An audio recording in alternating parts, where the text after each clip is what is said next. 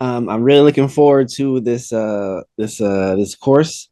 I just wanted to ask, when you were going over the different areas of Arabia you're going to cover, um, are we also going to be touching upon like uh, Hemyar and all of those other places in Yemen and all that?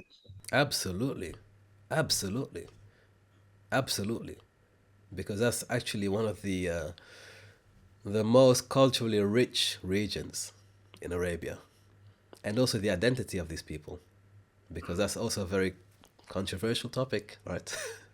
If you look at East Africa, if you look at, it's quite controversial, but it's also wonderful because to this day there are many correlative causes to believe that there is a lot of connection between East Africa and what is now known as Yemen.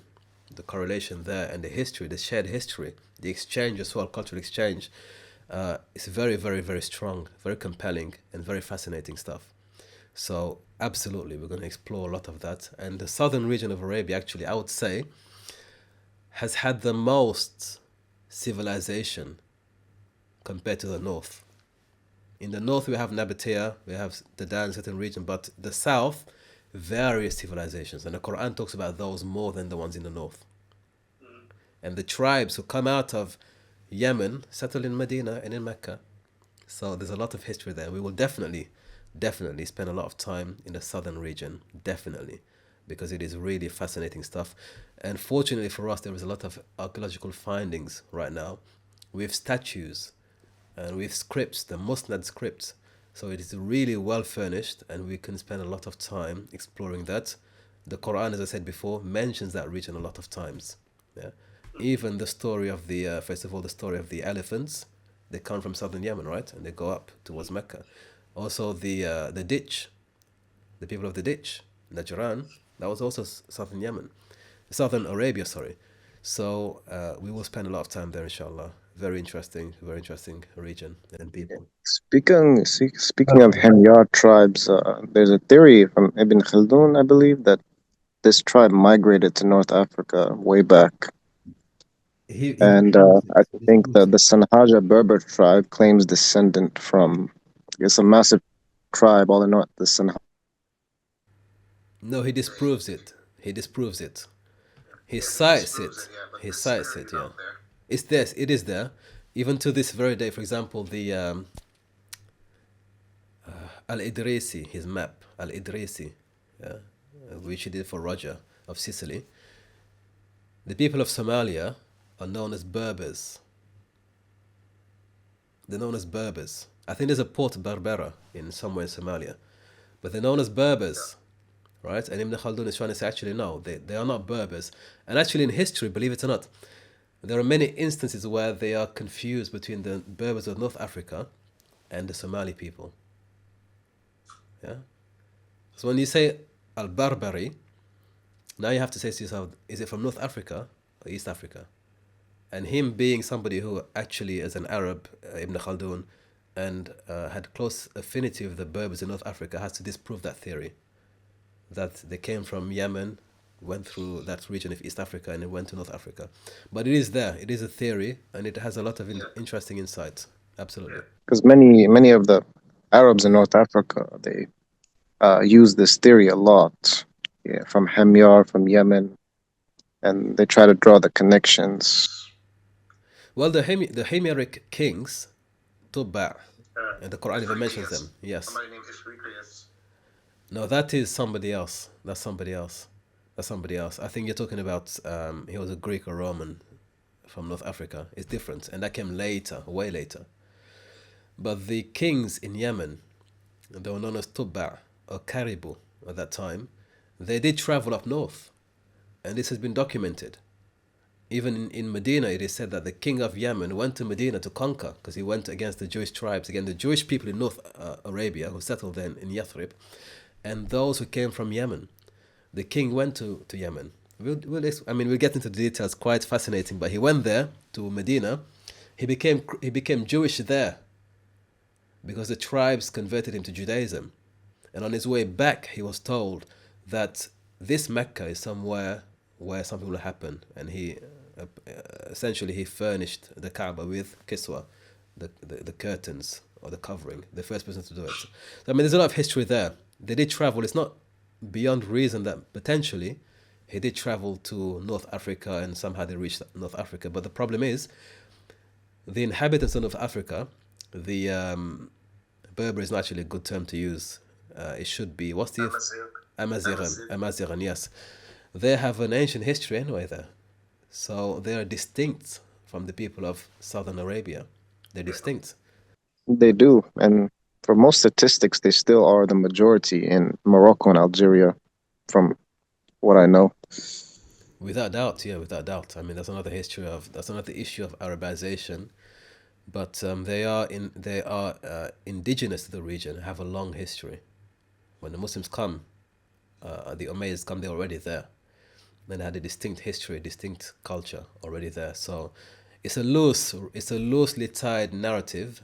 I think it's just linguistic.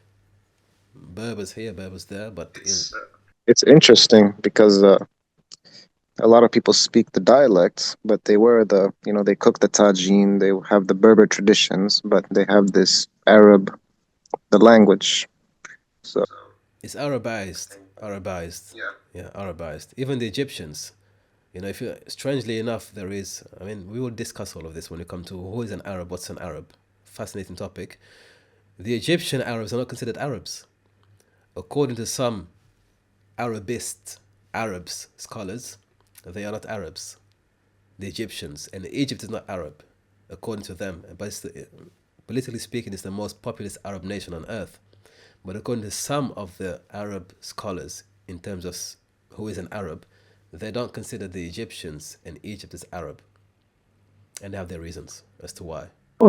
Ustad, but even Hajara was from Egypt. So, I mean, I know you're really biting your tongue not to let out anything from the course, but like all of these things that you've discussed, in like even the prerequisite lessons to the Umayyad kingdom, and the early lessons that you taught, you touched upon the heritage of the Arabs and their connection to different parts of that part of the Middle East, and obviously Hajara, she was the Milk al-Yamin of Ibrahim alayhi salam.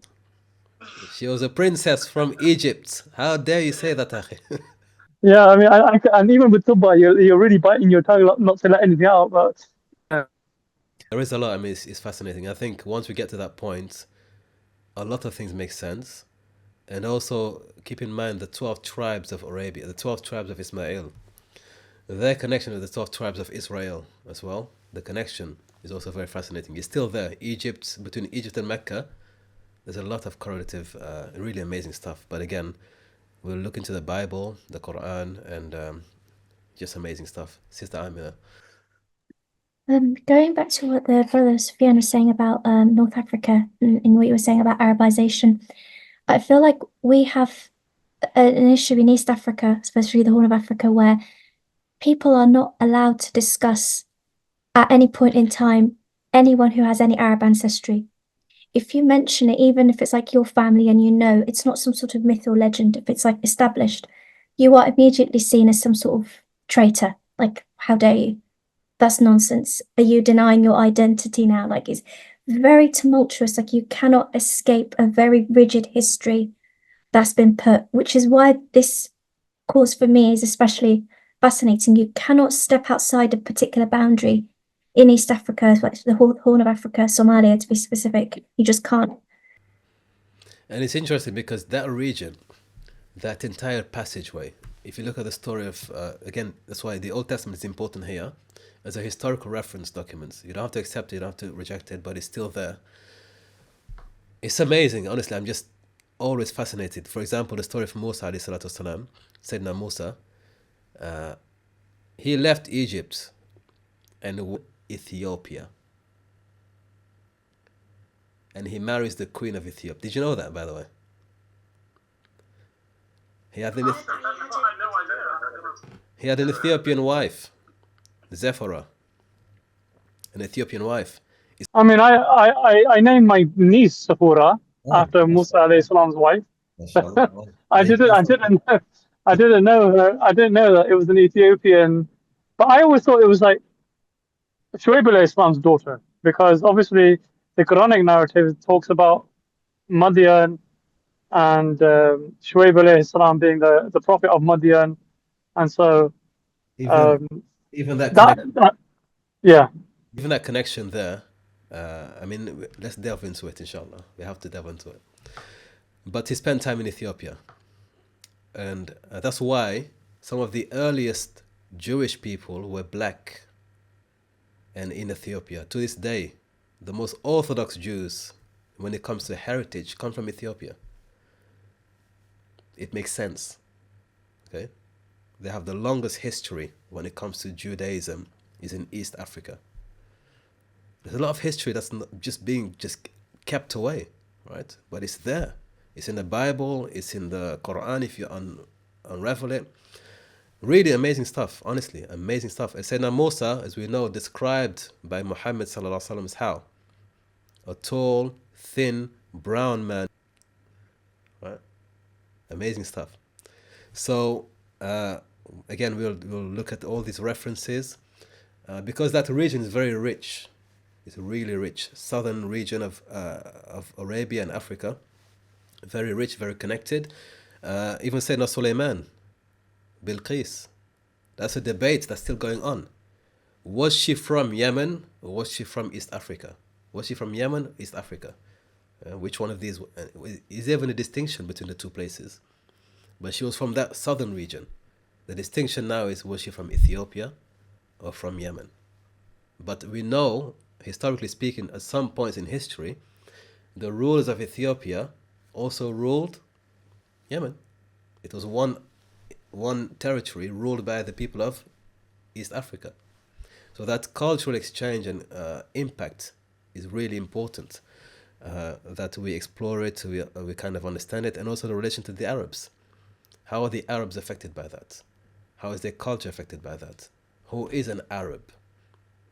These sorts of things. So it's really, I think it's essential, and it will help us understand our deen better in terms of how we understand the seerah. And later on, when we begin to read about tribes, about the connection with East Africa, the Muslims went to East Africa, the Arabs went there. It gives us a lot more. And the trade between the Zanzibar coast was historical too.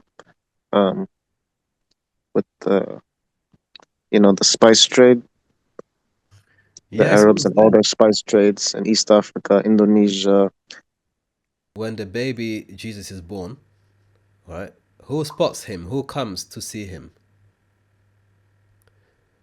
When the baby is born in Bethlehem and the stars can be Those seen. are The those three kings, isn't it?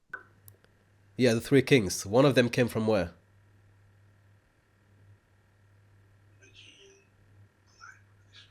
Ethiopia. Come on, guys. Frankincense and myrrh comes from Ethiopia and Southern Arabia. Yeah? If you want to be specific, the Horn of Africa. To this day, frankincense and myrrh comes from there. So a black African king went to visit the baby when he was born. One of the three wise men. So all of these things are, and it's connected to the Arab because again, if you look at the southern region in Yemen, they're very distinct. And the history is very, very, very fascinating. There's a lot there. And the connection between, I mean, just look at the map. The waters dividing them is very thin. It's not really a massive, it's a thin wedge of water. Right? So the connection there in historical terms, there's a lot to explore and to kind of uncover.